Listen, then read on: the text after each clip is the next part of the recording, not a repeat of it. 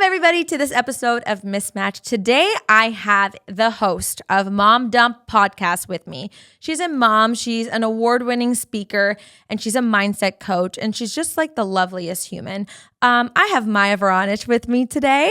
Hi. Maya, it's good to have you. Thank you so much for having me. I am not going to lie, I was so excited. I was like, oh my God. I feel the same way. When you popped up in my inbox, I was like, yes, yes, yes. Yes, and I love that because I always tell people, I'm like, if you want something, just go for it, right? Like, just go for it. And I was so happy when you said yes. I mean, we've talked so many times, so it wasn't like weird reaching out by any means, but still, you always have that kind of like, I don't know how to call it, but it's like apprehension or fear. Yeah, you're like backing up a little bit, like, should I not? And I was like, no, I'm just gonna email her. Well, you know what? You're the perfect example of like going for it in all facets of your life, truly.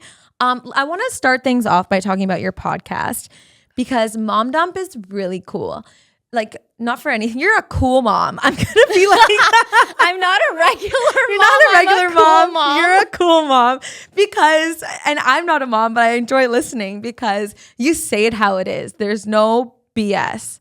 And so like, where did you kind of get the courage to do that and really create a whole pod around that?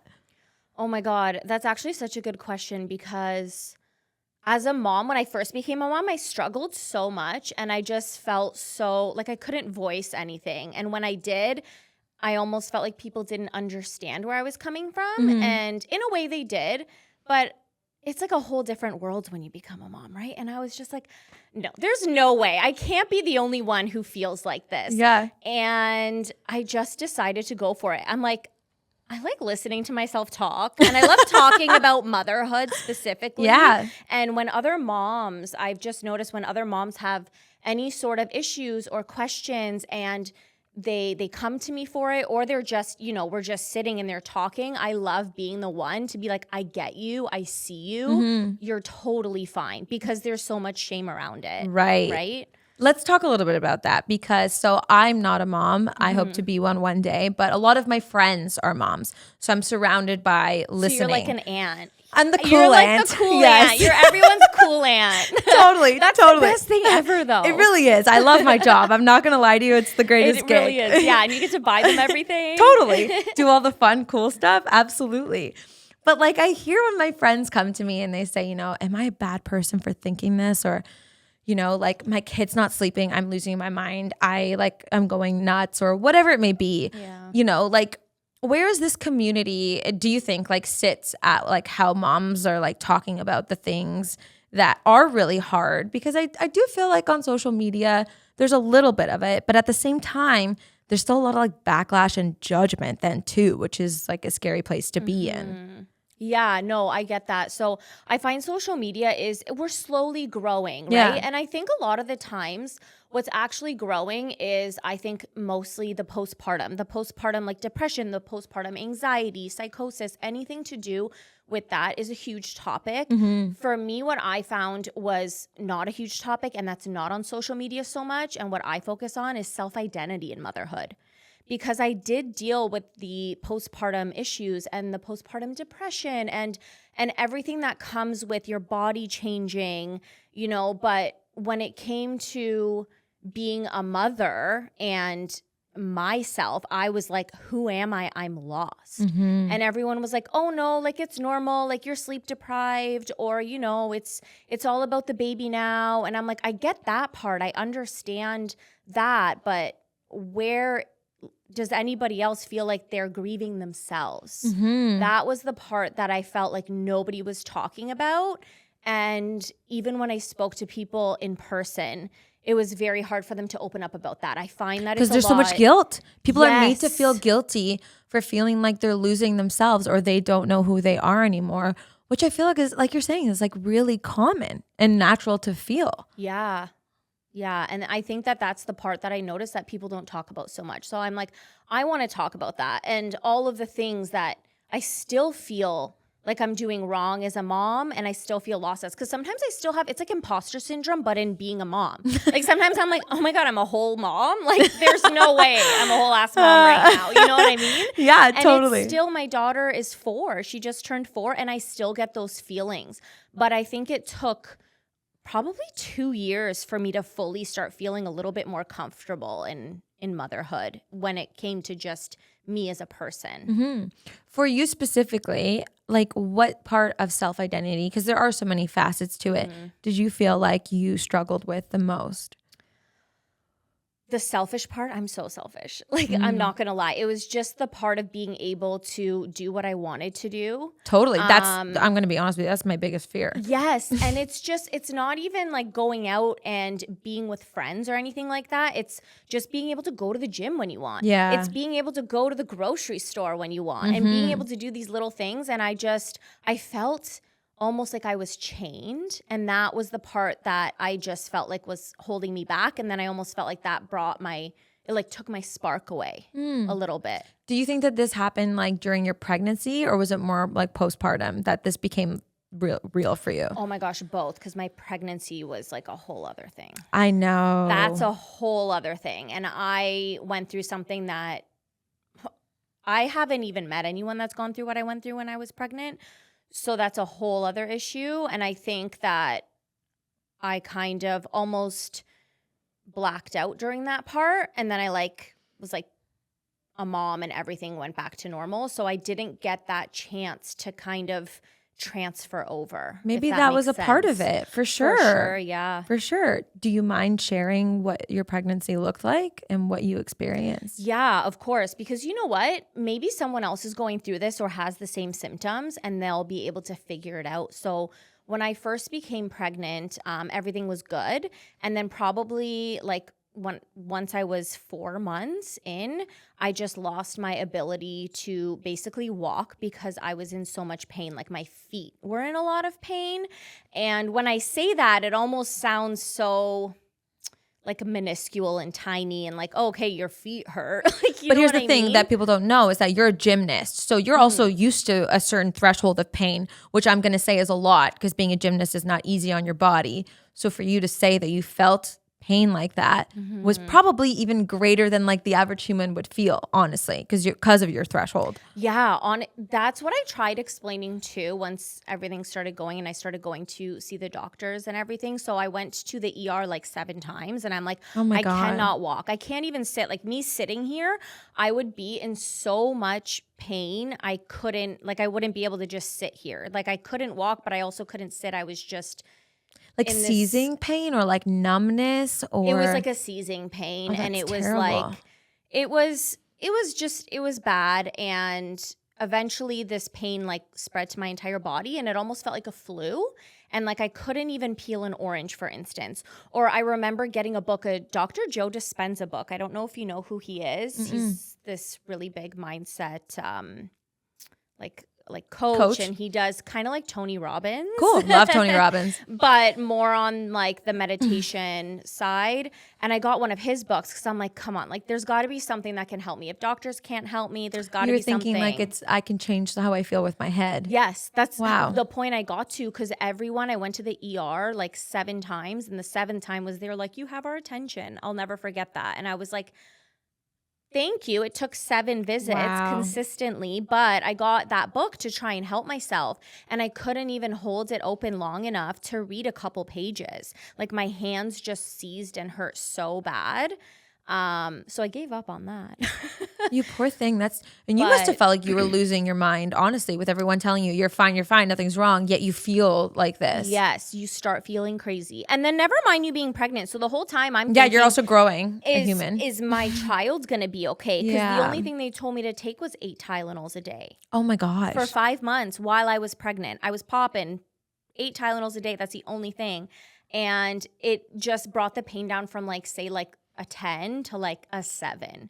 But they were like, okay, you're under so much stress and the baby's under so much stress, you have to. So that was in the back of my mind as well. So it was just this really hard and surreal time in my life where I think back and I'm like, how did I even get through that? But what it ended up being for anybody that's like, okay, Maya, get to the point. We need to know what it was. Yeah. It was psoriatic arthritis. So if anyone has an autoimmune disease or deals with psoriasis, it's a skin issue, I would just definitely get that checked. Yeah, it's almost like eczema. Wow. That was causing that pain for you. Yeah. And it was a rheumatologist who was finally able to diagnose me, but it took me seeing like so many different specialists and getting so many tests done. And that was the last one, like probably a month before I gave birth. Oh my gosh. So just if anyone ever wants to skip a step and be like, oh my gosh, yes, I'm feeling this, or this is happening and I have an autoimmune disease, just get that checked out for sure. That must have been so hard and so scary too. Yeah, it was, like I said, it was so surreal. And even thinking about it, because it was 4 years ago, it's almost like I kind of disassociate with that now, you know, because I was just, well, also you see your daughter now and everything else is like erased from that time, I'm sure, because it was like 100%. Thank God, you know, 100%. And she's so healthy, and that's all you care about when you're, of course, a parent, right? The whole time I'm like, I just want to know that she's healthy. I just want to know she's going to be okay. And thank God she's a healthy little girl and everything is good with me. So I'm just on cloud 9 now. Good. I'm like, okay, it all worked out. Good. So Thank God. worth it. Thank God. I'm so glad to hear that. So your husband is like super husband during this time, I imagine. Like what was like, well, tell us how you found him first. Tell us how you found him. Give us the hope. How'd you find him? I'm not even kidding. Full disclosure. So I met you at Speaker Slam where you killed it in your speech. And the first thing I was like, well, number one, I was like blown away by your performance, obviously. And then the second thing, what I love to see is that when you were up on stage receiving your award after, I was like, yes, like I wanted you to win. Oh, thank you. But also when I saw your husband support you and like cheer for you, I was like, that guy's a good guy. Oh yeah, because he went on stage. And he was so sweet. And you could tell how proud he was of you. It was like the sweetest thing to see, honestly. He's like my biggest cheerleader. And it was so funny because when he went and spoke on stage, I think he just talked about me. He did. He literally went up there and he's like, she does this and she went through this, when it was really supposed to be a speech about the topic that we were speaking on that day, like perseverance. So then when other people went on after him, he's like, oh. I was like, yeah. No, it was great. And I loved every second of it. I was like, this guy is a good guy. So how'd you find him? Oh my gosh. So we actually worked in the same building together. It was the first Canadian place. Yeah, so I worked at a clinic at the time, and he was the supervisor, and he kept walking by, and I've seen him a couple times. I remember when I first started working there, I went to the LCBO after my shift, and I got like a bag of booze, whatever. And I was leaving and he's like, oh, hey, like, where's the party at? Can I come? And I was like, no. And I didn't see him for like months after that. And I didn't even bat an eyelash. But it's because I think I just needed to be single too for a bit, because I just got out of a relationship. And I saw him again like 6 months later. And I was like, oh my God, he's so cute. And then I'm like, hey, I need to ask for his number. And then I didn't see him for months after that too. No. Yeah. I was like, where is this guy? I'm like, did he quit? Did he get fired? Like, I don't even know his name. Why have I not seen him? Like, I couldn't even go up to the desk and be like, is there a Matt here? Because I had no idea what his name was. That's wild. So then finally he was like standing outside of my clinic one day, and I just was like, I'm going to Rexall, and I booked it out. And I was just like, hi, are you single? Wow, that's really brave, Maya. You're like, at this point, I'm like, you're like, the universe is giving me too much time in between. I'm going to make it happen. I literally saw him and I was like, I'm going to jet. I didn't even take a breath. I just grabbed my purse. I'm like, I'm going to Rexall, because it was right there. Oh my God. And I just booked it. And he's like, yeah, why? And I was like, do you want my number? He's like, yes. Oh my God, that's so cute. And we just hit it off, and it was great. And I can honestly say that I don't know how I would even get through something like that in my life with anybody else. Well, that's the thing. I've always, because I've been warned, it's like who you choose to have children with matters. Yes. Because, well, number one, obviously you're with them for the rest of your life and like raising this child, whether you're actually together as a couple or not, but also because children are like the biggest test to a relationship, because there's so many things that, like, if your couple have to be so incredibly strong to have kids, I think, or else you fall apart. 100%. Like, everything changes when you have kids, and it's not saying that in a negative way. Like, I don't ever want to scare anyone away from that. Yeah, please don't scare me. But I know, like, the worst thing ever. No, it's not.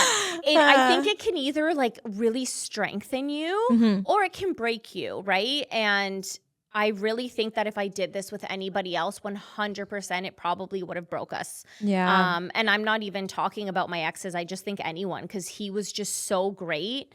And I've always known that about him. But just seeing his level of sacrifice through what I went through and his heartbreak was just completely different. Like that man was just as run down as me and more than I've ever seen him. And he was just waiting on me hand and foot, and he was working. And it was just, I never, ever, ever felt alone in any way. Like I could just share anything. I could feel anything. I could ask him for anything. And it was like the genie, like, poof, what do you need? Poof, what do you need? You know what I mean? Yeah. And he was just there. That's really important. And I know in one of your podcasts, you had said like a lot in previous relationships, you had been considered like too much. You're like too much emotion, too much personality, too much all the things, which I think a lot of people can relate to. And probably, I say this, I'm like in a gender bias, but only because I've spoken to a lot of women saying that guys have said that to them of like, I'm too much for him. He needs somebody who is like more calm or whatever. All that to say is like, it feels like he's the type of guy that like celebrates and like sees that and loves that the most about you. Yeah, like he does. I've been told, like you said, I've been too much, and I don't think I realized how much I was dimming my light until I met him. Aww. Like it was like any time I was like, oh, I want to do this, or I've been thinking about anything. He's been the one to kind of not push me, but just be like, that's a great idea, or go for it, or anything, right? And I always say this just as an example. If I was ever out, like at a bar, for instance, and I wanted to go dance on a table like Coyote Ugly, he'd be clapping for me. I love and if that. guys were throwing money at me, he'd be like, yeah, that's like, my Maya, girl. I'll grab the bucket for you. He'd be collecting. He'd be like, so this is for Maya. That's like, so he's cute. that guy. And it very much took me a little bit to just start feeling like myself again and not feeling guilty about it and actually being able to voice my opinion or do certain things without second guessing myself. You know what I mean? And I didn't realize I was doing that until I met him. I was going to say that, like at what point in your relationship did you kind of realize like, wow, like this person's bringing out a side of myself that I've never really like seen in a relationship before? I think it was when, because we were living downtown Toronto, we were young. And anytime I randomly had plans or anytime something popped up, he'd be like, go babe, have all the fun. And I think that was like the small switch that started it, because a normal reaction isn't that. Yeah. It would be, well, why? Or, oh, we have plans, or where are you going? Who's going to be there? And if I was getting ready last minute too, like whatever I'd wear, it was like the skimpiest thing I'd wear. He'd love it. And it's usually what I would get is, oh, like that's too much, or are you sure you want to wear that, or anything. And he was just like the number one supporter. And I was like, okay, this is weird. And then once that I realized that, it just all kind of snowballed and started sprinkling into every aspect of my life, whether it was a job opportunity, whether it was a hard decision I needed to make. It was always just him right by my side, no matter what.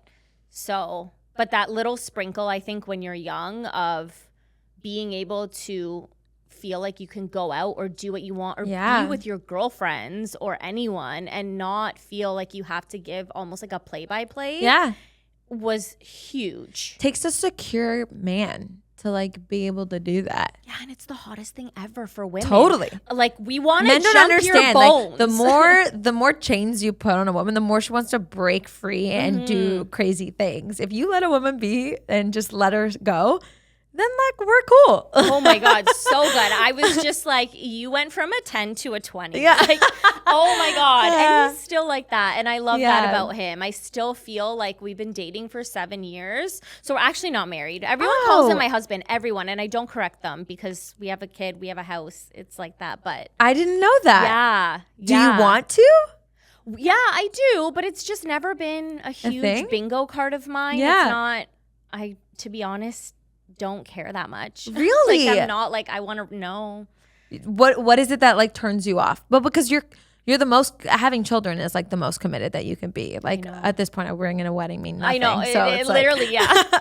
Whatever. A child, you're stuck like glue forever. Yeah. There's no divorce and goodbye. Yeah. Right? That's what I mean. You're there. Yeah. It's not that it turns me off. It's just not something that ever turned me on. You know what I mean? Yeah. Like, for sure. I'm like 100% like, yeah, like let's do it. But it's also not something that I get that excited over. It's just like, okay, that's cute. I've heard so many people refer to him as that. So that's why I refer to him as that. And now I feel bad for saying that. No, don't, because everybody does refer to him as that. And I don't correct and you don't correct them. Because like also like I just feel like I don't know, now that I'm a mom and I'm with him and we have a house, and saying boyfriend I know what you partner mean. It sounds weird. Not that there's anything wrong with that. I get it. I completely understand what you're saying, Maya, because at a certain age, you're like, I can't say boyfriend because it sounds too young. I'm like, partner sounds too mature. Like, I don't love you enough. Like, it sounds a bit more like cold. And like roommate. Yeah, exactly. I'm like, so like, where do we land? And I joke with my boyfriend because of, I believe it was like an episode of Sex and the City actually where Carrie was like, you're my man friend. And he was like, no, Nicole, it doesn't work for me. That still doesn't work for me. Yeah, but I kind of like it. I'm gonna no, I can't try that out. That just sounds weird, especially with a kid. Like, no, you can't. Yeah, and then people think too, like they ask, like if I say that, they're like, "Oh, so is he the father?" Yeah. Like, You're okay. like, that opens up a whole other can of worms that I did not want to get into. No, I totally hear you. So it's just like this weird, I totally hear it, but that's really cool. I love that, and it like. For me, I can say like I've wanted a wedding and I like have envisioned all of that, but a part of me also feels like, does that make it more whatever? Like I have had those thoughts because now I am a certain age. I'm like, everyone's already married. Like I feel like I'm too old to get married. Like, oh my God, no. But do you know what I mean? Of like all the things that come along with it. And I've done it so many times that I like, we joke of like, let's just elope. If we just want to like have the paper kind of thing and just like do it, let's just do it. But my parents would have my head. I know that's another thing to think of, right? Is family. Family is a whole other part of it. So, but to be secure in your relationship that much, like that's a really special bond. And I love that because I think a lot of, I'm going to say again, women, based on who I speak to, need the ring to feel secure in a relationship, to feel like it's forever. Yeah. I know, I'm not going to lie, I do.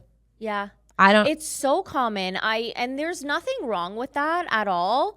But in the back of my head, whenever anyone says that, I'm just like, but it's not, because there's divorce that happens now. And the divorce rates are up. So technically it actually has nothing to do with forever, but we were born and raised where that's what it meant. So you can't just 100%. Like switch it off. Yeah. And it is, women want to feel special, of course. Like, again, because I obviously speak to a lot of women more than men, right? Same. And I just know a lot of my friends who are in relationships, that's the thing. They're like, I want to get married. I want to, do this. And it's such a special moment where I understand why, like, of course, but for me, for some reason, I don't know, it's just you don't need it. I don't even know like planning a wedding, I'm not gonna lie, but that's like me, like planning any parties, I'm like same. It makes me want to go no I don't want to do this, too much work, too much work. Like, who has time for this?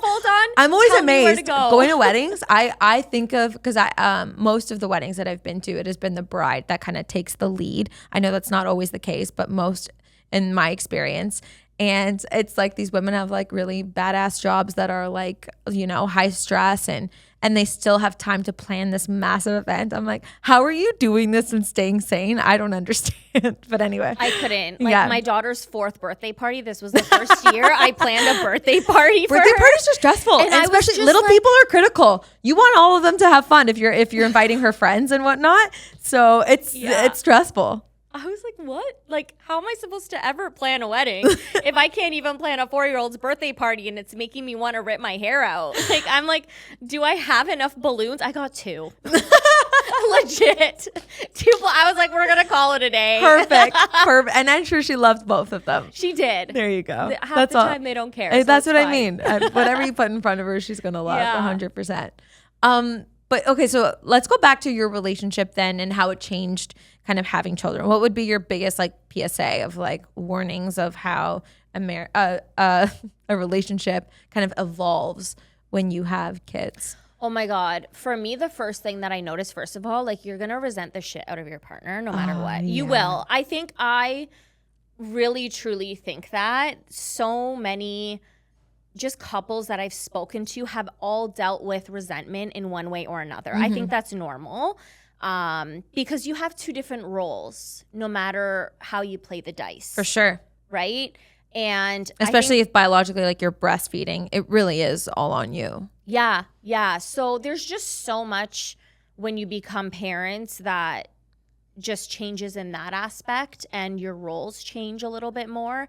And I think with that comes resentment and just kind of being like, oh, like you're not doing enough or comparing yourselves and almost keeping tally, right? Like, here's a point for me. Yeah. But where's the point for you? Oh, you got a point? Okay, so we're even. I found that was the biggest thing that kind of shifted.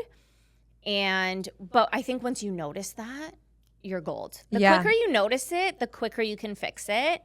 And you'll be good. For sure. Well, that's helpful for everyone listening and watching, for sure. What else? Oh my gosh. Well, sex life changes. Yeah. It's gonna change. You're exhausted. You're so tired. How do you have the energy? You're so tired. You're breastfeeding. Like, I'm not even kidding you. Sorry, TMI. No. You can cut this out if you want. No. But if you're breastfeeding, you are literally a cow. The second I took my bra off, the milk was flying. You're not the first one to say that to me. I've heard that story from a lot of women. They're like, you don't understand. It just like squirts out. So it's like you take your top off and you want to go for it. And it's just like, well, there's a mess before we even started. I hear you. That's tough. But like that's love too, you know? You laugh through it and that's what it is. And I think too where these things are just so normal. Yeah. And if we just laughed about it and had more fun with it, like me and you are, and more women just talked about all of these changes, it would just make it so much easier. For sure, because there's a lot of fear. And am I the only one that's experiencing this? And then you kind of get into your own head and then you get upset at something, you know, when it doesn't go according to how you think it should have gone. Yeah, I actually think you said that perfectly, is you get upset. And then when you get upset, it puts that strain on the relationship because you're starting to compare yourself to social media or other couples. And it's normal. Whatever anyone is going through in a relationship when you start, I get like it's normal. Yeah. Even if your friend can't understand you, somebody else will. And even if they don't say it out loud. That's comforting. Yeah. That's really comforting to know that. And now that she's older, like, and you're out of kind of the toddler stage, what does your relationship look like now? Honestly, it's so fun. I feel like we have like this little like minion. That's fun. Minions are adorable. Yeah, they're just so cute. And it's just so much fun being able to also show her what a relationship looks like. That's my favorite part. So what are you, that's like so important. You want to show your kids like a healthy demonstration of what love looks like. Because to be honest, most people who, I mean, like are toxic and terrible people, it's because they didn't have a good understanding of what like unconditional, pure love looked like as a kid. Yeah, for sure. 100%. And that's the number one thing that I'm actually really excited to show her. And I think both of us are. Like when he comes home at the end of the day, he automatically comes to me and he's like, where's my kiss? Aww, you know what I mean? Yeah. And a lot of the times it's before he even greets our daughter, Luna. And that sounds so small and trivial, but those are the things that like matter. It's huge. Yeah. It's the biggest thing. And she'll come up to us and just be like, family kisses, family hugs. And just her seeing our relationship and seeing him come up and hug me and come up and kiss me. is just the sweetest thing. And I think so important, more than anything I could teach her, because a lot of the things with kids, I heard this quote, I don't remember who said it, but they're caught and not taught. Interesting. And I think that's so powerful. And I'm starting to notice it because she's growing and she's starting to pick up on things. And they are sponges. They're like Albert Einstein. Sure. And they're so observant and perceptive that when they see other things, they're like, why don't we do that? Or why do they do that, Mom? I'm sure is a lot of what you hear. Yes, 100%. And just her seeing that makes a big difference. And the way that I show her certain ways, even if I get angry, right? I will purposefully be like, I'm really upset right now or whatever. I'm going to just take some deep breaths. And she's come up to me plenty of times, or she'll look at me. She's like, Mom, are you frustrated right now? And I'm like, a little bit. She's like, do you want to hold my hand and take deep breaths together? Stop. Yeah. Oh my God, that's so healthy. It's so cute. And I was like, yes. But when she's angry, she doesn't do it yet. She Not needs yet. to calm down a different way, which is fine. But just showing her that, and the fact that my 4-year-old recognizes that, is the cutest thing in the world. That's huge. That's like emotional intelligence at a very young age, to know that someone needs that. You know what I mean? Yeah. And it's so weird to see. Because Yeah. I'm like, oh my God, like, how did you even know I was frustrated? Because sometimes I'm hiding it, right? Yeah. I'm trying to pretend like I'm okay, but she can sense it, and it's the cutest thing. And even little things, like you said, that they pick up on.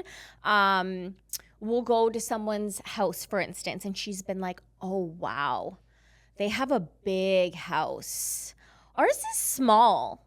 Like, you know what I mean? Totally. And I just realized, too, that starts at a young age, where children can start perceiving what it is to be successful. Not that we're not. I'm just saying, like, different. comparing that way and being like, oh, well, they live in a big house and small house, and that's just where our mindset ends up going as adults, where we start thinking, I'm successful if I have XYZ, so I'm trying to teach her, like, we're all the same. What is your response to something like that? Like, that's also one of my biggest fears of having kids, is like, I'm not gonna say the right thing that I should be saying. Like, I'm gonna panic on the spot on like the hard question that they're gonna ask, wanting to give them like a really insightful, like, you know, try to put them on the right track, and then totally crumble. So what do you say to that? No, that's totally valid, because there's I'm a lot terrified. of times I'm like, this is not a movie. I don't have some special quote right now to make this insightful. I'm like pretty good on my feet, but not that good. And sometimes I'll tell her, sometimes with certain things, I just say, you know what, honey, I don't know. That's a good question. Let me like think about that. And then I'll get back to her later if she even remembers. Yeah. Just so she knows we don't know everything. But when she says something like that, I just say, yeah, they do. You know, we all live in different homes and we all drive different cars, but we all have the same hearts. Oh, that's beautiful. So that's really nice, and I think Maya. I found that online, though. So this isn't just me. Like, I'm pretty sure TikTok, it was like someone said something about we all have the same hearts or something, and I've been using that. So scroll on TikTok if you don't have answers, because TikTok will have them for you.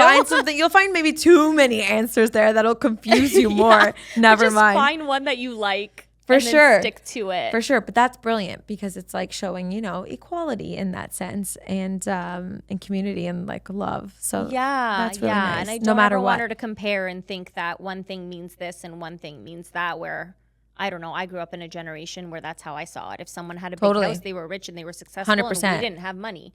So which is not true by any means, but that's just the way that I always grew up thinking. And I'm like, I don't really want her to think like that, because that has nothing to do with success, right? Totally. It doesn't. Not at all.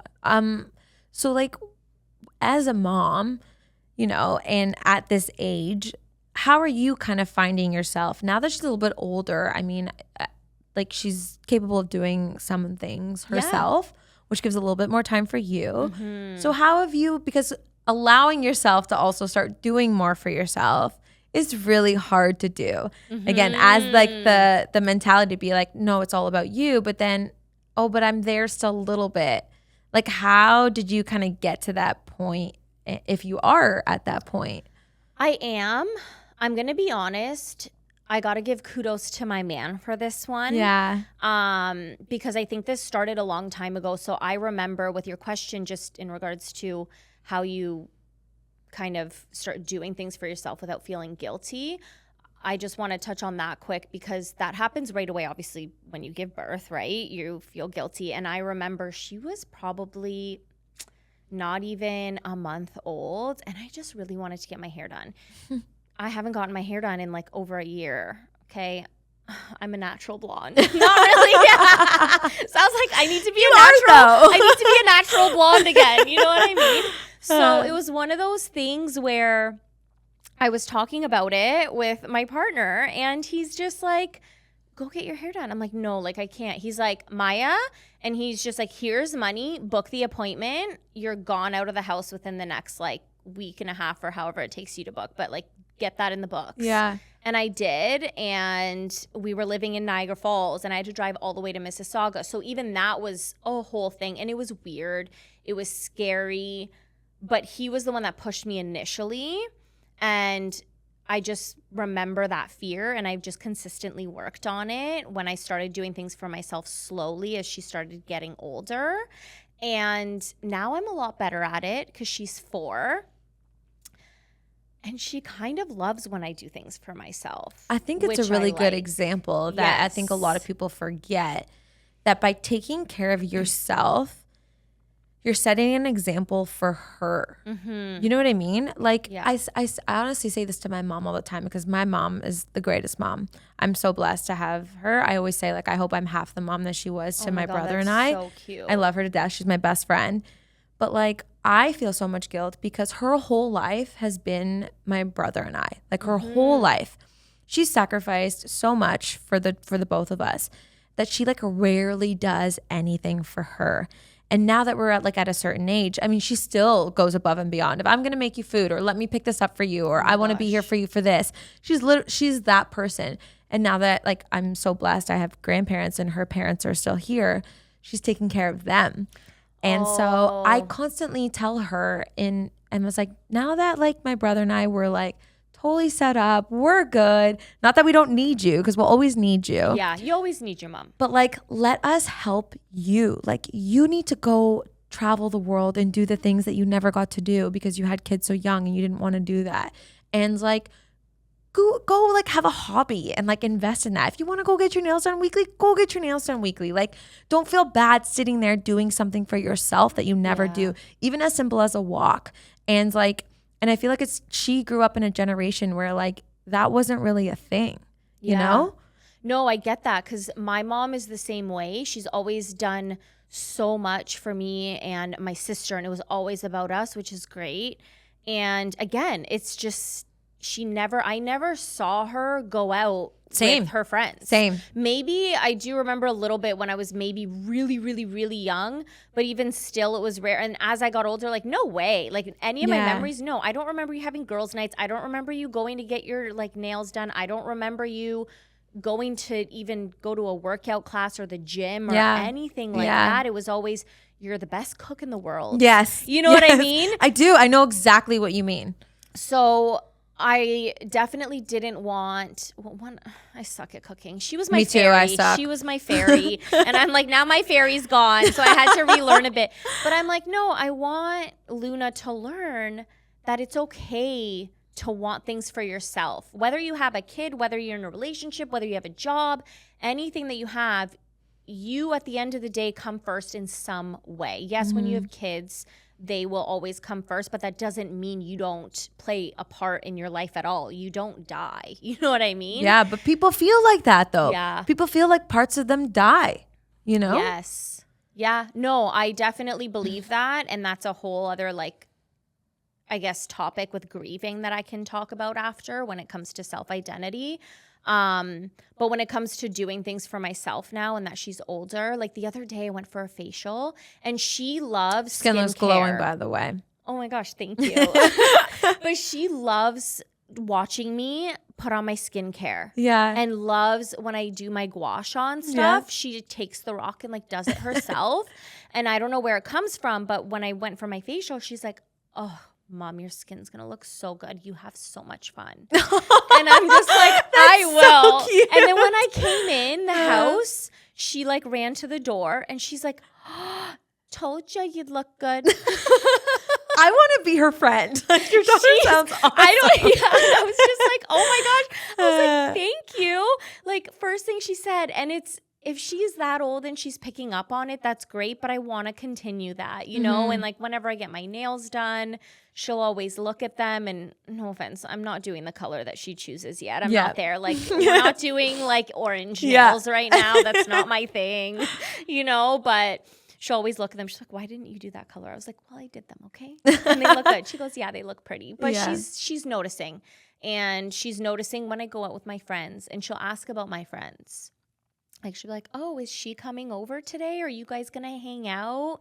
And it's just the sweetest, most innocent thing. Yeah. And I'm so happy that she's learning that. And hopefully it just carries on to if she ever becomes a parent, or if she ever feels like she is guilty for doing anything, she can look back and just remember me doing things, right? For sure. I mean, feeding yourself, I know a lot of people might view it as being selfish, but it's like if you don't invest in yourself and somebody else witnesses that, you're doing more harm to them than they're not going to care about themselves. Like, I just think you can have the balance of both, you know? Yeah, no, for sure. And even if you don't have time to do things, I remember, because I love to go to the gym, like working out is, because as a gymnast, it's just always been part of my life, fitness. Totally.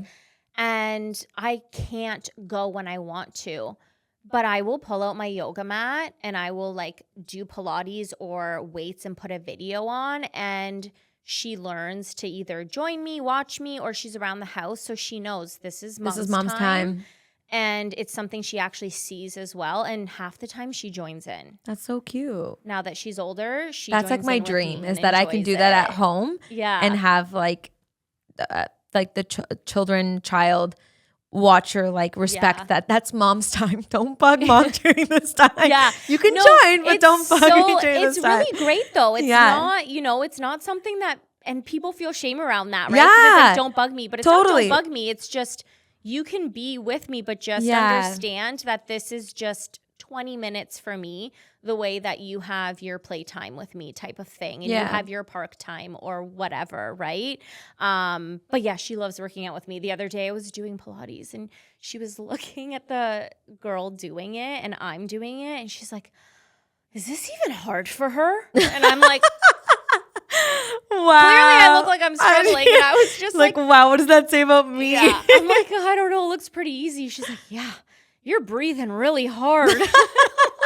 Thank you. Nothing like your kids keeping you in check, right? Yeah. Honestly. Okay, I want to go back, Maya, to what you said about kind of mourning a part of your identity. Because I think that's really important too, that people are apprehensive about like saying out loud, to be honest. And I don't want to sound morbid about this. Not at all. But if I could give anybody, for instance, some advice in some way, it's just to be able to give yourself time to grieve. Because when you give birth, you're giving birth to a child, but you're also birthing a mom. That's you. And that's true. I don't think I've ever thought of it that way. Yeah. And I'm like, if you think about it, with birth comes death. And again, morbid. But I kind of had to think of it that way, because in order for me to understand and let go the past version of myself, is like, no, I birthed a new version of me and I just have to not necessarily let go of that past version fully, but just know it's okay for me to grieve her, because she kind of did, quote unquote, like die in a way, but only to make space for a better version of me to evolve, right? So that was one of the biggest lessons for me, was to grieve that old version of me and be able to let go of certain parts so other parts of me could grow. And there's still little parts of the old me that come up, and I love her. For sure. And it's great. We've made friends. You know what I mean? Yeah.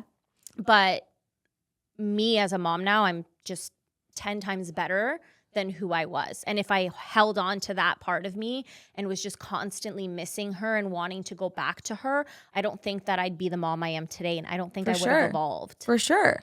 How did you kind of come to that realization? Oh my gosh.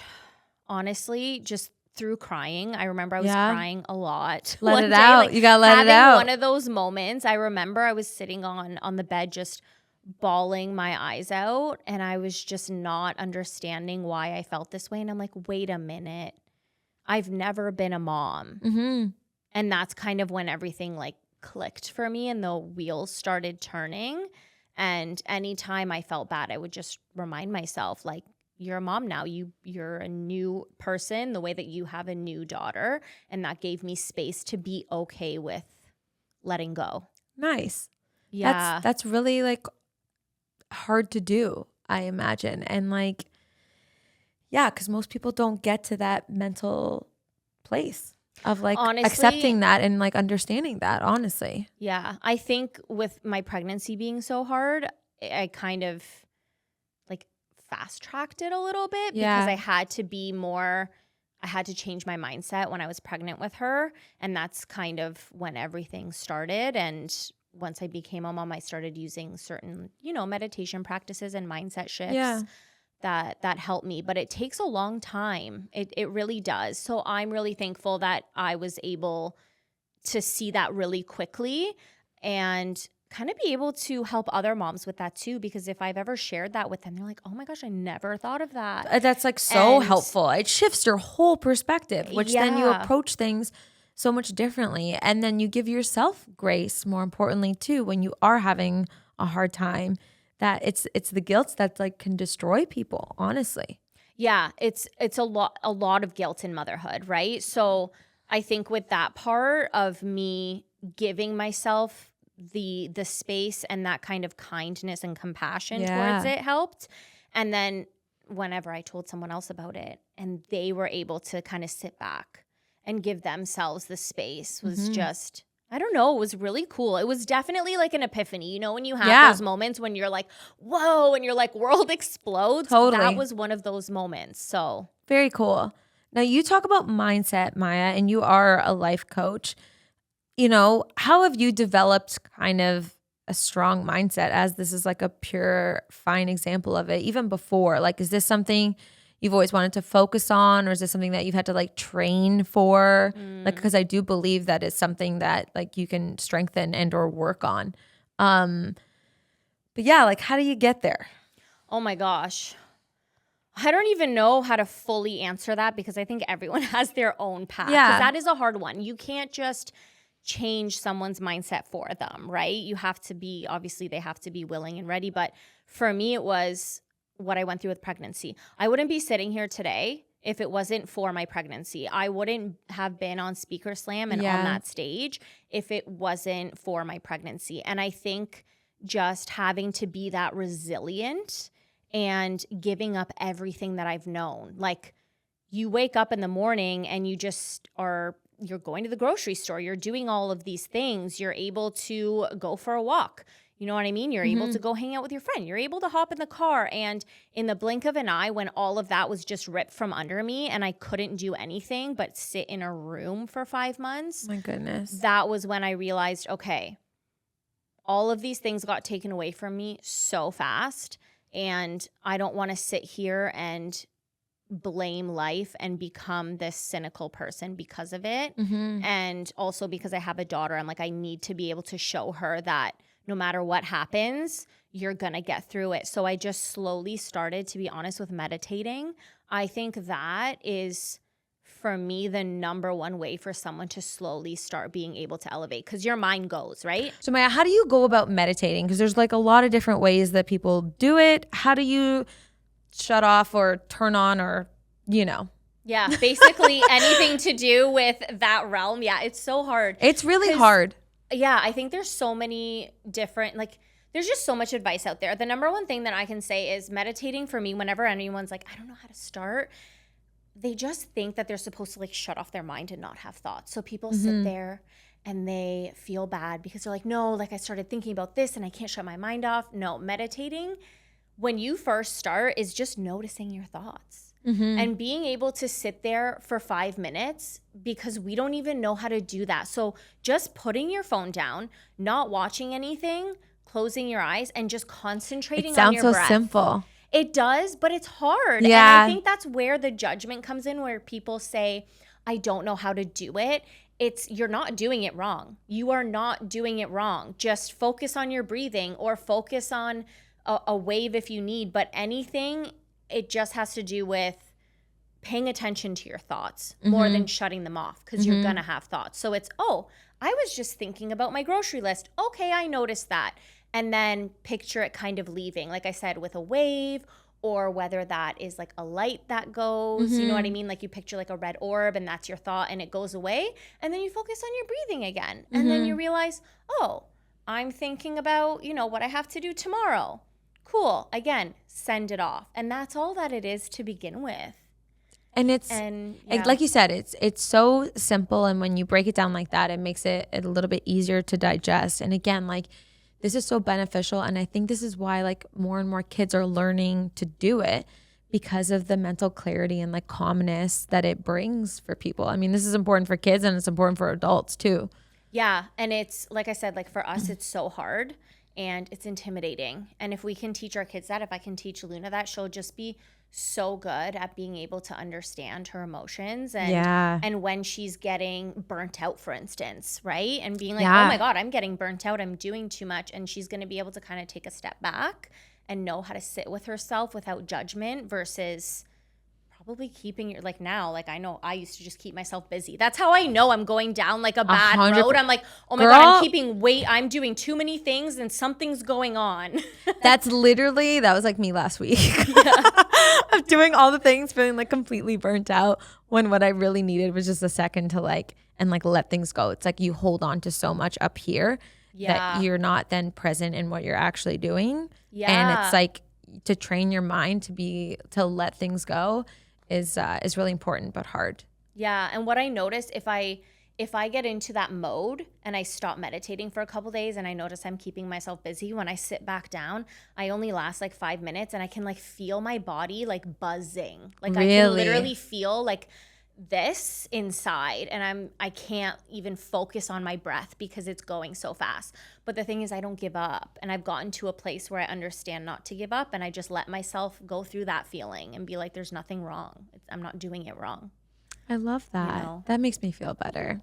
Thank you so much for sharing. Thank you. I really appreciate it. Okay, this is so random. I have to ask you something. Okay, ask me.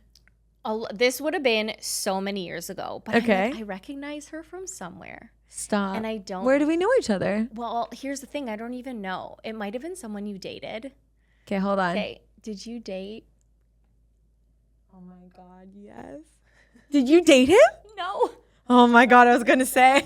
Okay, no, because this is one of those things where I'm like, this was so, you haven't dated this guy for a long time, right? No, it's probably almost 10 years since we've dated. Okay, yes, because I've met you before and I remember seeing you and I was like, she looks familiar. And then sitting here, I'm like, where, you know, when you're always thinking about where do I know this person from? Totally, from pictures. Do you follow him or have you seen him? I honestly don't even know if I do, to be honest. I wonder. But even if I follow him, I'm like, it wouldn't have been recent, right? No. So that's what I mean. I'm like, something just clicked where I think like I saw like it's not even like a picture I can envision, but I'm like, oh, I think I know her from this. That's so crazy. Funny. Can I tell you a story? Yes, tell me a story. This is obviously TMI for the podcast, but no, it's not. When I first met him, I was in college. Okay. And I don't even know if I was legal drinking age, to be honest. It's okay. I might have been 18, but no. So I was probably 19 and I was in college and I went out one night and I was at this bar in St. Catharines that's closed down now. And this guy, I was like wasted. I remember coming out of this bathroom and there was this hot guy standing there. And little old me is just like, oh my God. So I'm dead, Maya, right now. No, we make out. Stop. On the bar. That's amazing. The bar. Stop. And I'm just like, oh my God. No, like I was like laying there. Like Coyote Ugly laying Oh my God. You mentioned that earlier. Now I see why. Yeah, exactly. It's the vision. I really just wanted Coyote Ugly to happen to me. But no, it was like on the bar doing that. And I was like, oh, that's my so God. funny. Well, he's not an ugly dude, so I could totally understand. No, and I remember it was just like that, and then I ran away and I left, and I didn't go to class the next day because I was hungover, and someone's like, oh my God, this Italian stallion came in. We can't wait for you to see him. And the next day I walk into class, I was like, And he's there. Oh my God. And it was him. So did you date? No. No? We did not date. We didn't even like canoodle. No. We didn't pass. You saw the signs. We didn't. It took me a while to see the base. signs. We definitely hung out a few times, but like there was. I mean, other than him being hot, I just didn't find like any spark or anything like that. Yeah.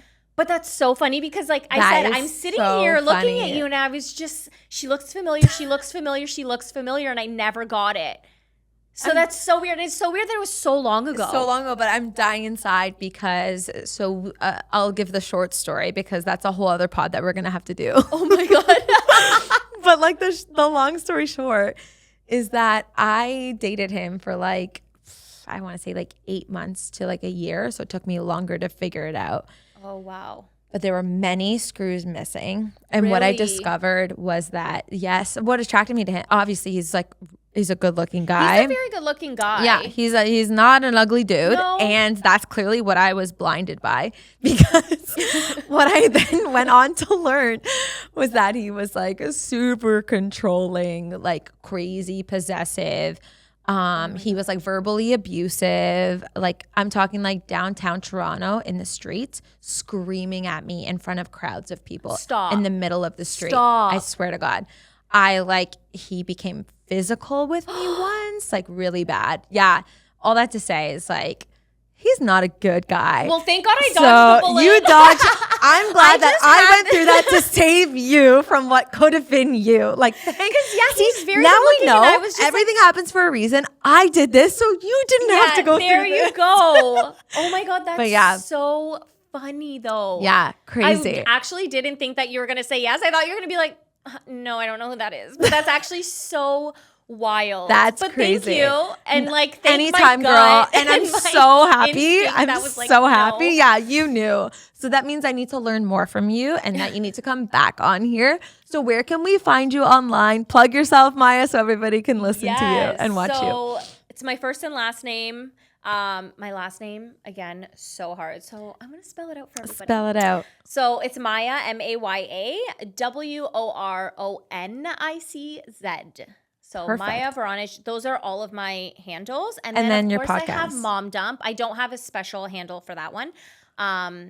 It's just Mom Dump. Mom Type it Dump in. on Spotify and Apple, and then you'll find all of my stuff through social media through my name. But Amazing. Thank you so much for having me. Thank you. This was so much fun. I had such a good chat with you. I Oh did my too. God. I Okay. can't believe that. I'm happy that was. I'm actually so happy because I thought I was going crazy. No, you're not going like, crazy. We were talking here, and I was just looking at you like, no. You're not going crazy. And I love that we have that in common now. That's so funny. We can talk about our exes another time. Another time for sure.